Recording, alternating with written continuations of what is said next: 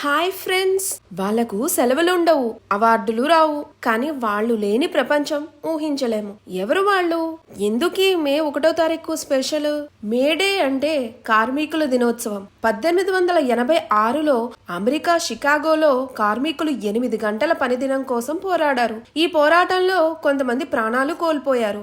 వాళ్ల త్యాగానికి గుర్తుగా మే 1న ప్రపంచమంతా ఇంటర్నేషనల్ వర్కర్స్ డేగా జరుపుకుంటోంది. భారతదేశంలో మేడే తొలిసారి 1923లో చెన్నైలో జరిపారు.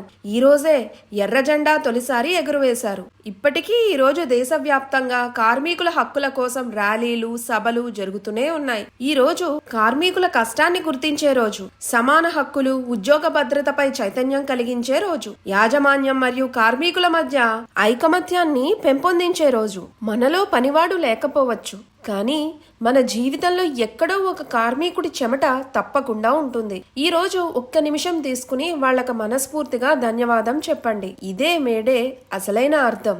మరి ఈ వీడియో మీకు నచ్చితే లైక్, షేర్, సబ్స్క్రైబ్ చేయండి.